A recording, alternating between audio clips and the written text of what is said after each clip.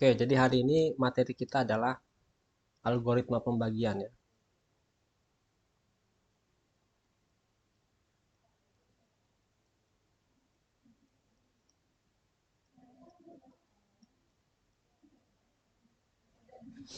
Ya, ini sebenarnya sudah dipelajari di pengantar teori bilangan ya.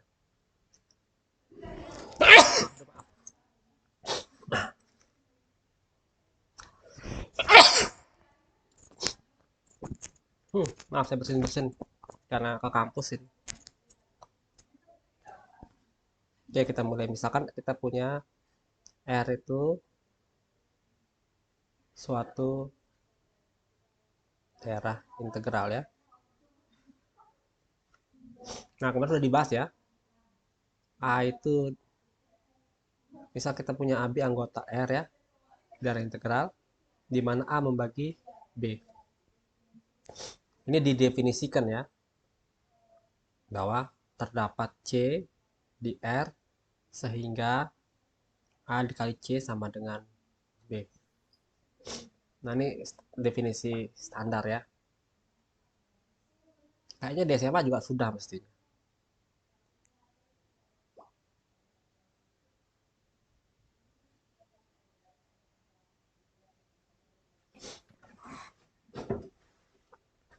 Nah, misalkan kalau kita punya definisi ini ya, kemudian kita pengen tahu kalau A membagi B dan B membagi C, apakah A membagi C ya? Ini sebuah, kalau sudah bisa kita buktikan ini jadi sebuah teorema ya.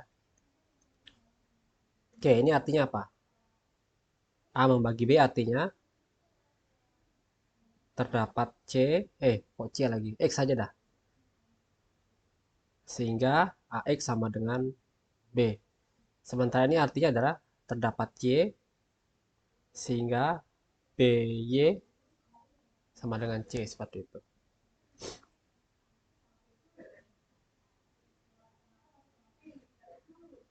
Ini dan ya. Nah, B di sini kita ganti dengan ini, AX ya. Ini dan artinya berlaku dua-duanya ya. Jadi kita punya keduanya benar. AX, Y sama dengan C seperti itu. Nah, XY kita ganti Z aja ya. Boleh aja. Kan perkalian dua buah bilangan, hasilnya bilangan yang lain ya.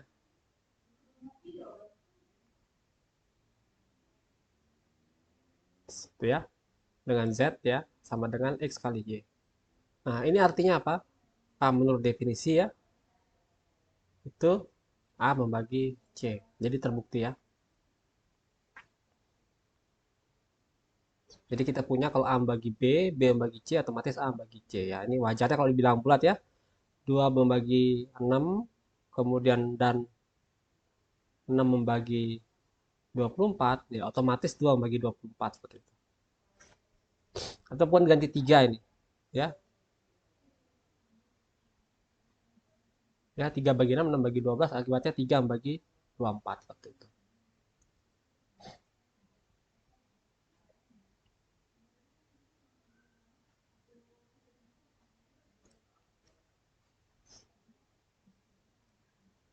Oke, jelas sejauh ini?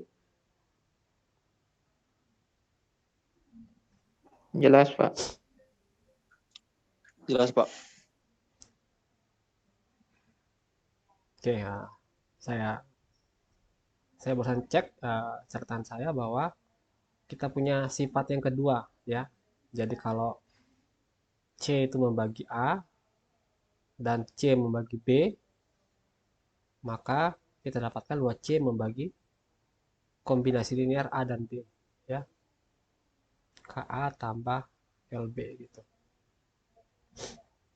Untuk setiap KL anggota R. Sebentar ada telepon.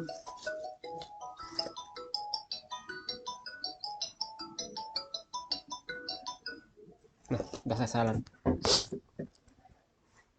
Ya, untuk semua ini ya. Oke, berarti kita mulai dari yang diketahui premisnya ya. C membagi A artinya A sama dengan X C gitu. C membagi B artinya B sama dengan YC ya. Ini artinya terdapat X dan Y ya gitu ya.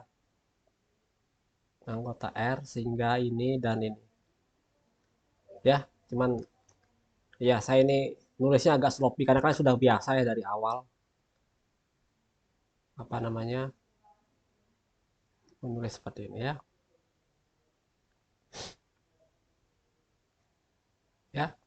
Nah, karena ini kan ini kita tutup dulu ya, tutup dulu nih ya. Kita ingin buktikan ini ya, berarti kita selalu mulai dari sini ya. Akan ditunjukkan untuk setiap KL anggota R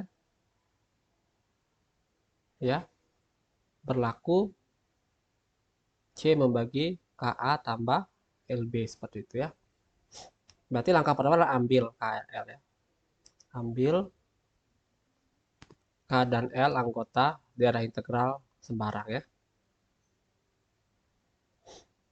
Nah, kemudian kita dari yang diketahui ini ya, kita punyai bahwa A sama dengan XC dan B sama dengan YC seperti itu ya.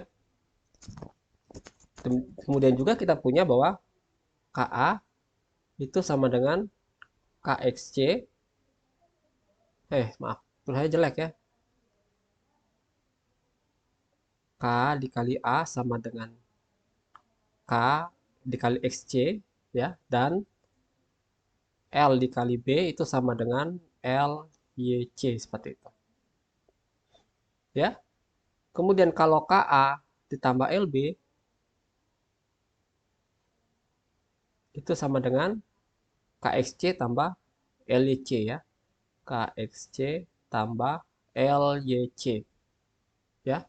Jadi kita dapatkan bahwa KA tambah KB itu sama dengan LB, maaf. Tambah LB sama dengan KX tambah LY dikali C ya. Ingat bahwa ini karena dia dari integral dia itu gelanggang berarti berlaku sifat distributif kanan ya. Seperti itu. Dari sini apa yang kita dapatkan?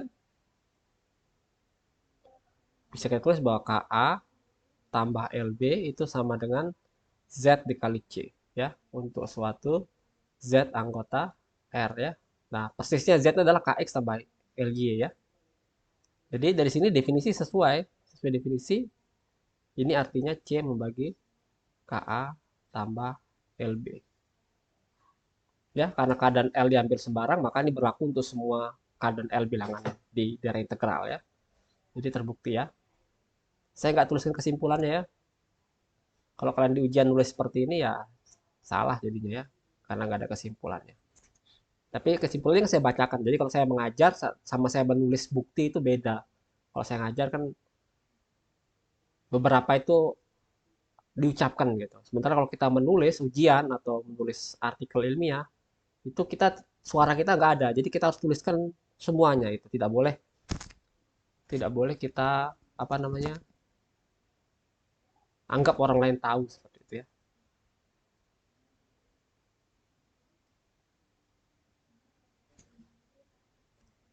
Oke, jelas sejauh ini? Jelas, Pak.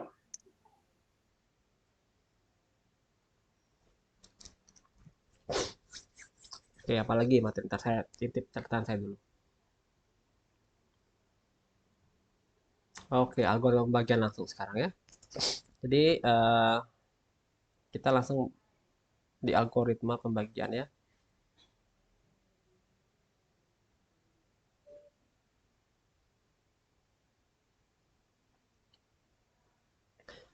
Catat ya bahwa ini saya seperti bekerja pada bilangan bulat. Padahal sebenarnya tidak bekerja pada bilangan bulat ya. Bisa jadi saya bekerja pada matriks ya. Intinya saya bekerja pada daerah integral. Ya. Semua aritmetika yang saya kerjakan itu adalah aritmetika yang merupakan definisi dan apa sifat dari integral ya. Kayak ini tadi distributif kiri, asosiatif ya, dan lain sebagainya itu saya gunakan berdasarkan uh, fakta bahwa R itu dari integral ya. Bukan karena R itu adalah bilangan bulat ya. Tidak saya katakan bahwa R itu bilangan bulat.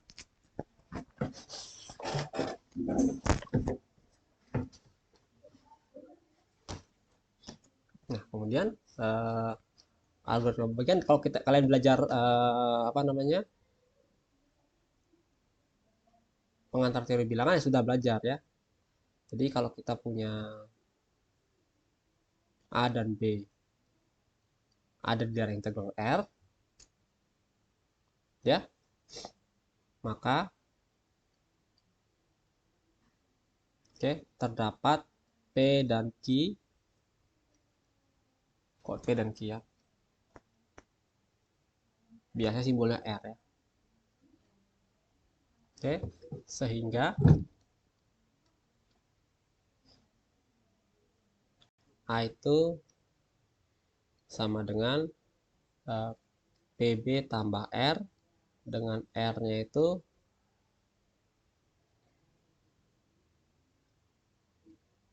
antara 0 dan B. Sebentar ya, teleponnya bunyi terus ini. Ada apa, Aura? Aura, saya ini Pak Adit ini.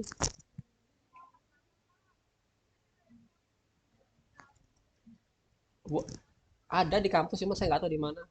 Tasnya di ruangan. Ya, ya. Oke, oke, ya.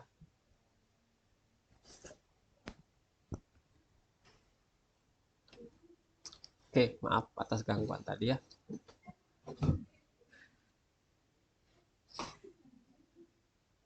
Oke, nah ini ada algoritma pembagian ya. Saya lupa mengatakan bahwa B-nya tidak boleh 0 ya. Nah, seperti itu.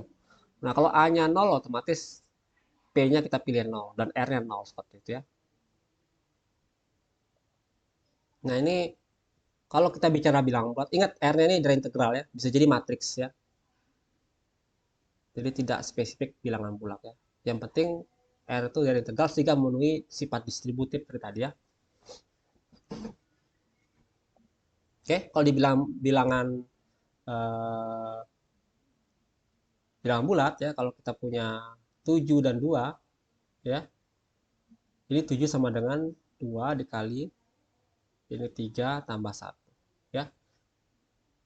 Ingat ini B-nya 2 ya. B-nya R-nya harus kecil dari B ya. Ini. Ya, ini kita katakan kalau 7 dibagi 2 maka sisanya 1 seperti itu ya. Walaupun sebenarnya bisa juga tulis sebagai ini 2 kali 2 tambah 3. Tapi ingat, jadi tidak memenuhi sifat ini ya. Ini membuat dia tunggal ya, R-nya itu tunggal ya, dan P-nya juga tunggal ya. Kalau tidak ada ini ya ini otomatis benar ya.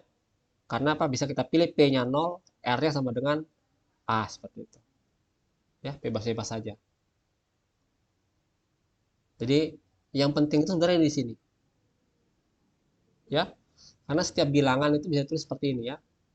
Kalau tidak ada batasan seperti ini, semua bilangan wajar ya, dengan pilih P-nya 0 dan R-nya sama dengan A. Selesai. Nah, yang membuat lebih sulit itu yang ini. Ya. Nah, ini definisi yang kita kenal di bilangan bulat adalah sisa seperti itu. Ya, tapi ingat kita tidak bicara bilangan bulat saat ini. Apalagi di ujian langsung munculkan angka gitu, siapa tahu bukan angka ya, siapa tahu matriks gitu.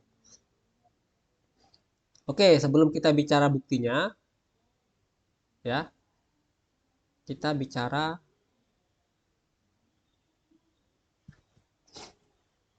namanya well ordering property ya.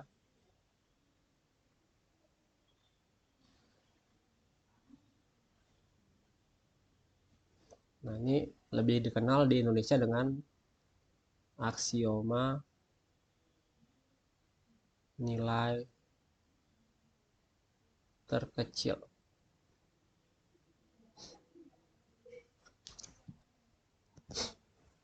Oh, Pak, kenapa kok pakai aksioma? Mungkin tanya kalian ya. Karena emang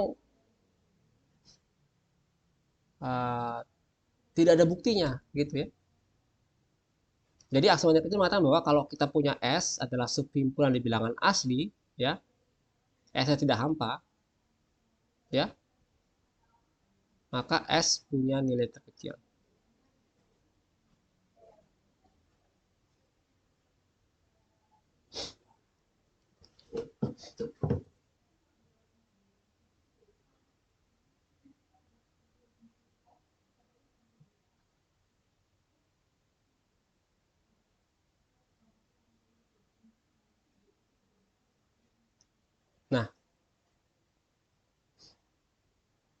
Nah, ini sudah saya pernah bahas kemarin ya di kuliah kemarin ya, bahwa kalau bedanya nilai terkecil atau nilai minimum dengan infimum apa?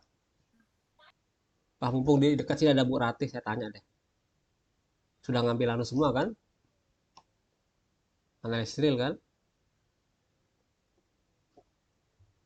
Jual apa jual? Bedanya nilai terkecil sama infimum apa jual?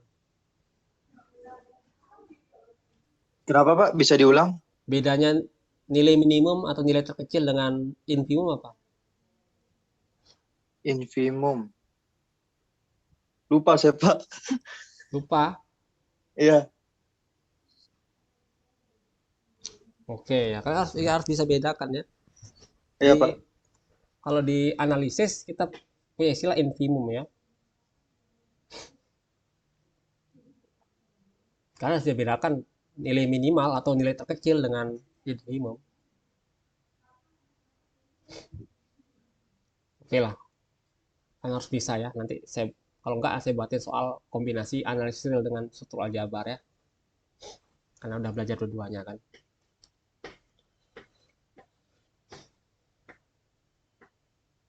Ya.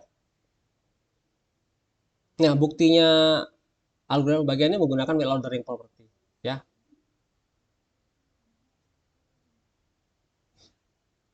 Oke, tapi ingat well ordering property ini tidak mesti dibilang bulat ya. Nah, tapi harus di apa namanya? Di daerah integral yang ada urutan seperti itu ya. Nggak sekedar daerah integral juga sebenarnya ya. Nah, ini nanti ada di polinom juga. Kalau di polinom ini sedikit berbeda ya. Ini uh, jadi kalau kita punya dua buah polinom A dan B itu polinom ya, maka polinom A itu disebut sebagai polinom B dikali polinom P tambah polinom R, di mana derajat polinom A ini, polinom R ini, pangkat tertingginya ya, pangkat tertinggi X-nya itu pasti lebih kecil dari pangkat tertinggi dari polinom B. Jadi seperti itu ya. Oke, tapi itu uh, lupakan dulu nanti itu kalau kalian belajar aljabar lebih dalam ya. Nah, ini saya ingin bicara tentang well ordering property sebenarnya. Kalau kalian di SMA mungkin Pak kenal ya, induksi matematika.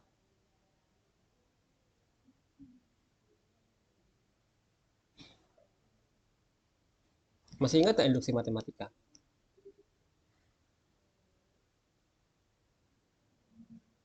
Ristiandi masih ingat induksi matematika Ristiandi?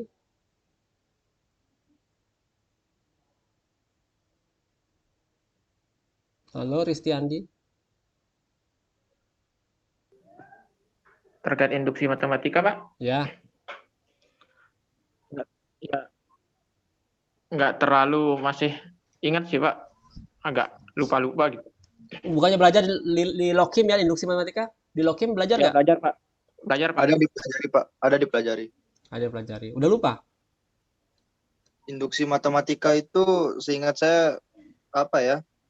Eh, menggunakan langkah per langkah Pak. Langkah pertama itu kalau nggak salah disuruh disamakan dulu antara apa ya namanya tuh. Kalau semisal kalau semisal n-nya sama dengan satu atau k itu harus disamakan. Itu lupa, nah langkahnya itu saya lupa Pak. Tapi Hmm. saya masih ingat bagaimana anunya itu caranya itu. Ada k plus satu k itu sih yang saya ingat Pak. Oke, padahal induksi matematika ini penting ya, harusnya kalian ingat ya. Jadi, eh Tika mungkin ingat induksi matematika Tika. Pembuktian perlangkahnya misalnya apa? Langkah satu dimisalkan untuk P1 benar. Oke, Kedua, asumsinya PK-nya benar akan dibuktikan untuk K plus 1 bernilai benar. oke. Ya, salah sedikit Tika. Intinya gini ya. Kalau kita punya dua buah pernyataan ini, ya, pernyataan pertama bahwa pernyataan ke satu itu benar, oke. Dan kita punya lagi jika pernyataan ke K benar, berakibat pernyataan ke K+1 benar ya, maka ini dua pernyataan ini akan berakibat Pn benar untuk semua n bilangan asli. Ya, ini artinya kalau ini saya tuliskan sebagai pernyataan P dan ini pernyataan Q ya, maka induksi matematika sebenarnya jika P maka Q seperti itu. Dan P-nya adalah dua buah pernyataan. Ya, dan di salah satu pernyataan itu ada jika maka lagi. Ya. Jadi ini konsep induksi matematika itu, pernyataan pertama benar itu diketahui dan yang kedua diketahui juga jika pernyataan ke K benar berakibat pernyataan ke K+1 benar, ya. Maka dari dua buah hal itu kita simpulkan bahwa pernyataan itu benar untuk semua n bilangan asli. Ya. Jadi misalnya induksi matematika cuma jika P maka Q ya. Cuman bagi pernyataan P-nya itu agak rumit dikit ya. Ini terdiri dari dua buah pernyataan dan di pernyataan itu satunya mengandung jika maka lagi. Ya seperti ingin buktikan bahwa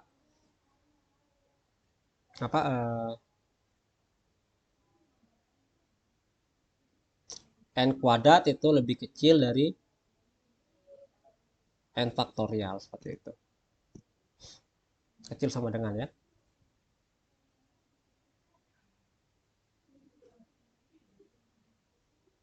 Untuk n-nya besar dari 3 misal gitu. Bener nggak ini? Salah ya?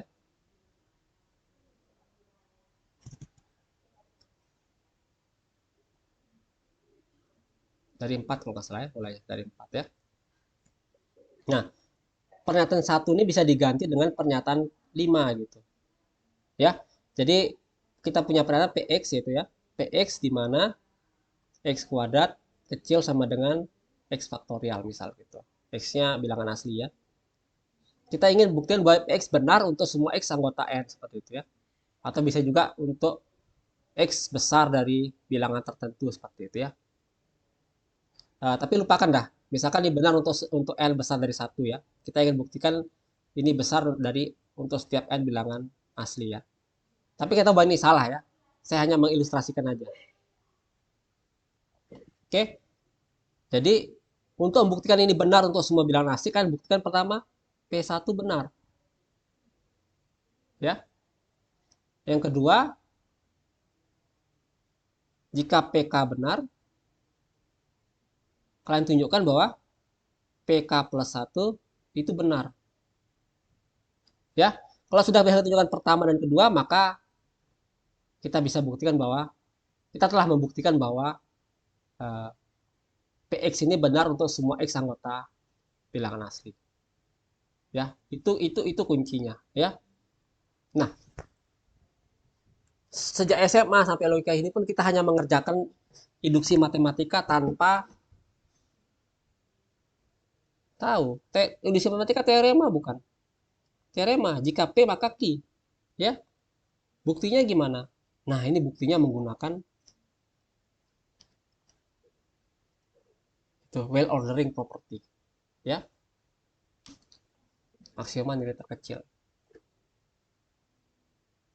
Jadi di matematika, induksi matematika itu mungkin salah satu pembuktian yang paling banyak digunakan ya. Tapi mungkin kalau banyak orang nggak tahu bahwa induksi matematika sebuah teorema juga. Dan teorema ini dibuktikan dengan well ordering property.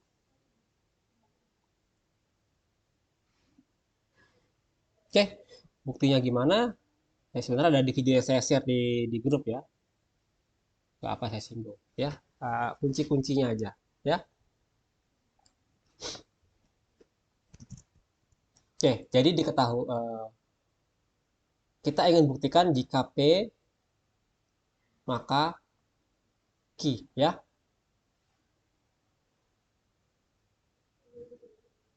Pernyataan ini kita ingin buktikan benar, ya. Jadi kita selalu mulai dari key, ya. Akan ditunjukkan key benar. Apa key? Akan ditunjukkan pernyataan ke N itu benar untuk setiap N anggota bilangan asli. Ya.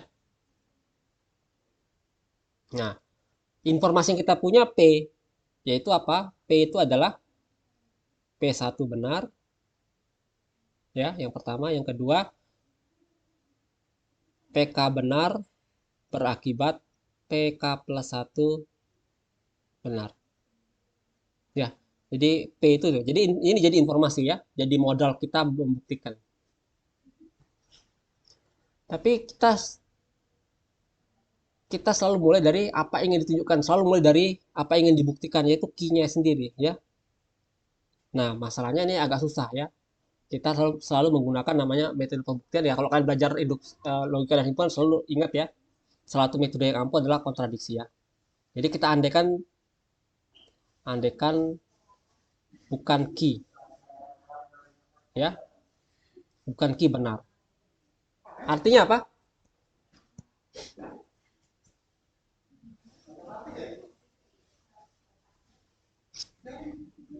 Gina apa artinya andekan negasi key benar?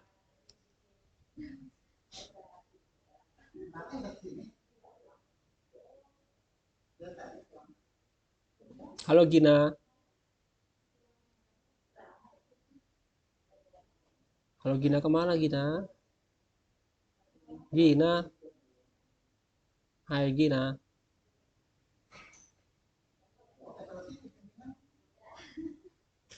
Oke, Isni Nadia Fatmalada. Panggilnya siapa Isni?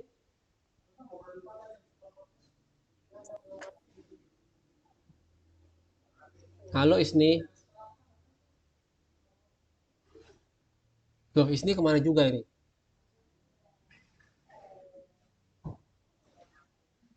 Mita Ayu deh, Mita Ayu. Halo Mita Ayu. Ya Pak, Panggilnya siapa Mita? Mita Pak. Oh Mita. Nah, menurut Mita apa? Negasi key ini apa?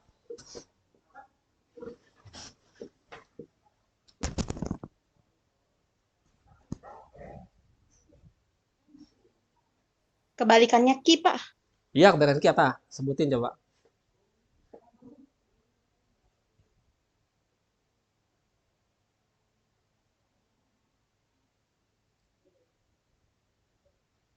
Nah, loh. Ya. Ya, kalian untuk bisa menguasai struktur aljabar kan harus benar menguasai logika dan himpunan, ya.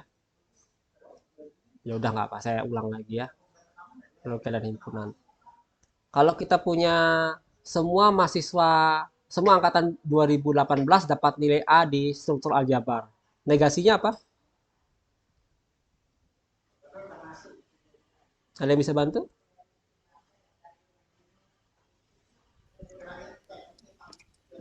Bisa diulang Pak? Nggak kedengeran. Oke, semua mahasiswa angkatan 2019 dapat nilai A di kuliah struktur aljabar. Negasinya apa? Sebagian mahasiswa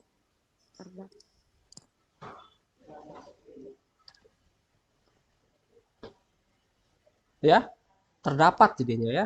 Sebagian oke juga, ya. Nggak salah sebagiannya. Ya, tapi kita lebih sering menggunakan kata terdapat, ya. Ini Q itu adalah PN benar untuk setiap N anggota bilangan asli. Artinya negasi Q, jadi terdapat K bilangan asli sehingga PK salah.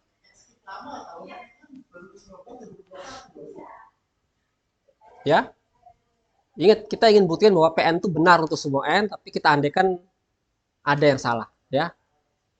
Oke, pertanyaan saya bikin himpunan baru. S itu adalah L anggota N, ya, di mana PL salah, ya. S ini tidak hampa karena apa? Karena ada anggotanya yang tidak ada anggotanya yang memenuhi ya, yaitu K. Karena kita andaikan dia negasi Q benar, akibatnya kita punya K sehingga PK salah ya. Jadi S tidak hampa karena K itu anggota S ya. K anggota S, akibatnya S tidak hampa.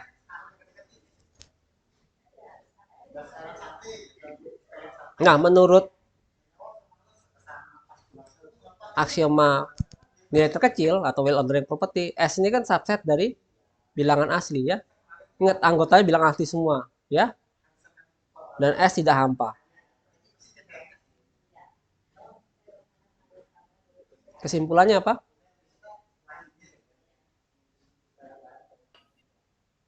Apa kesimpulannya? S punya unsur terkecil. Oh iya, terdapat T anggota S, T unsur terkecil.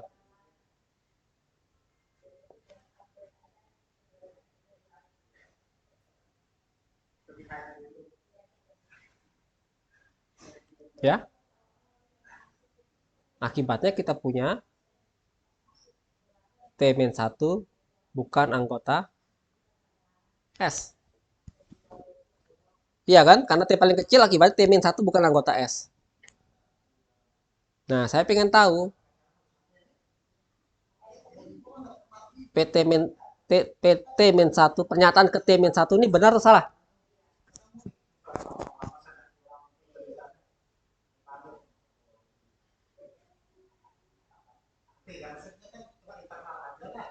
Pernyataan ke T-1 benar atau salah?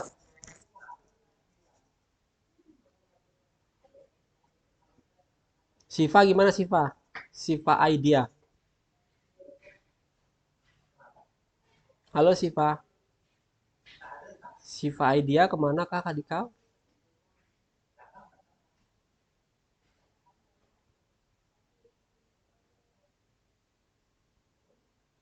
Ya sebenarnya kalau kalian cuman store akun Zoom aja nggak perlu kan?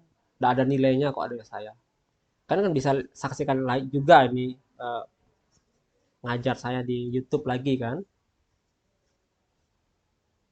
Jadi kalau kalian memang tidak bisa komitmen gitu ikuti kuliah ya bisa kalian skip sebenarnya. Dibanding capek basa-basi ikut kuliah saya kan mending nonton YouTube-nya aja. Tidak ada bedanya kan.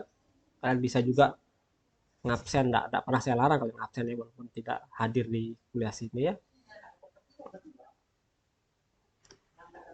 Oke, Tika, apa pernyataan P ke T-1 benar salah Tika? Benar, Pak. Benar. Nah, kita punya informasi bahwa ya P1 benar dan PK benar berakibat PK plus 1 benar ya. Jadi kesimpulannya bahwa dari informasi kita bahwa PT benar. Ya. Padahal T itu ada di S yang berarti harusnya PT itu salah. Salah. Nah, ini terjadi dua buah kontradiksi.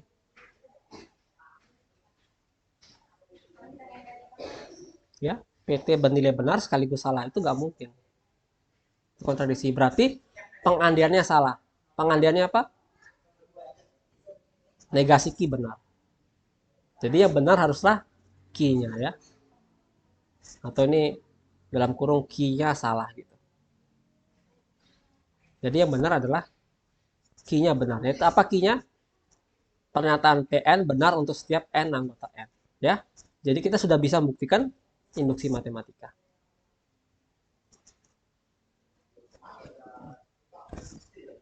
Ya. Jadi kalau kalian dulu cuma menggunakan metodenya induksi matematika ya. Sekarang kalian tahu bahwa induksi matematika itu bisa dibuktikan. Ya. Dengan aksioma nilai terkecil. Ya. Jadi nggak cuma sekedar menggunakan induksi matematika, kalian paham bahwa induksi matematika itu benar karena kita bisa buktikan dia benar, ya. Nah, sayangnya kalau induksi matematika kita anggap sebuah teorema, kita berakibat aksioma nilai terkecil. Buktinya gimana, Pak? Nah, aksioma nilai terkecil itu tidak bisa dibuktikan juga, ya. Dia hanya bisa dibuktikan menggunakan kembali induksi matematika. Jadi well ordering property itu sebenarnya ekuivalen dengan induksi matematika. Ya. Karena bisa saling membuktikan. Kelihatannya berbeda bahwa aksioma terkecil dengan induksi kelihatannya berbeda, tapi sebenarnya persis sama. Ya, cuma itu dalam bahasa berbeda, ya.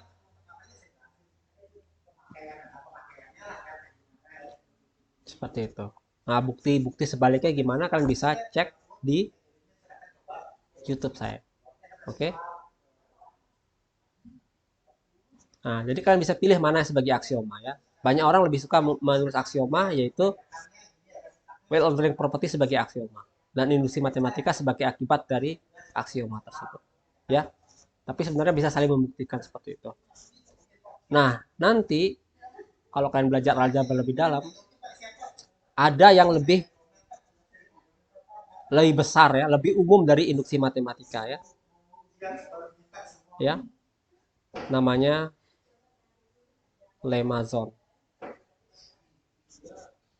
Nah, lemma zone lagi-lagi kalau nggak salah, ya, ini ekuivalen dengan axiom of choice.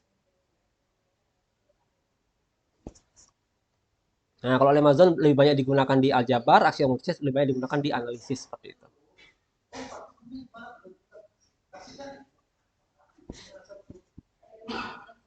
Ya, saya sendiri sudah lupa, ya, axiom of choice itu gimana. Kalau lemma zone masih ingat saya bunyinya, ya.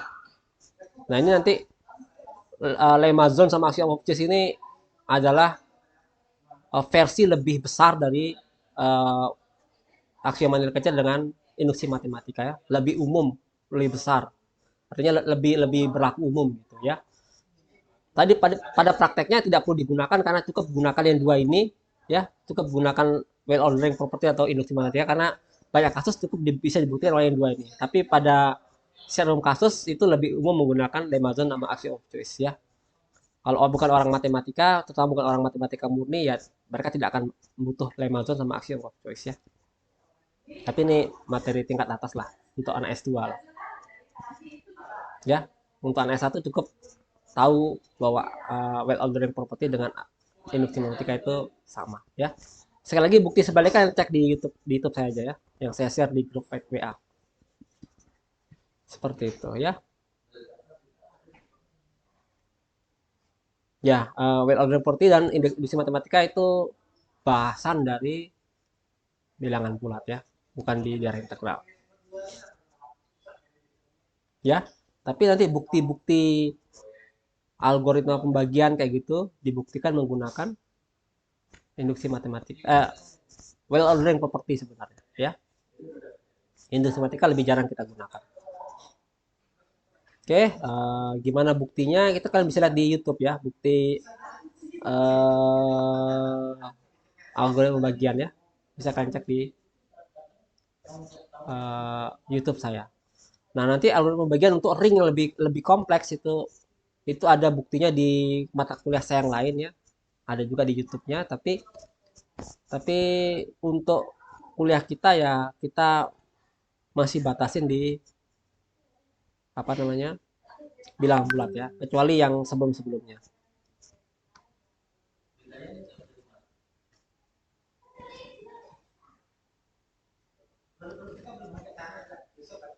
Oke, ada yang ingin ditanyakan sejauh ini?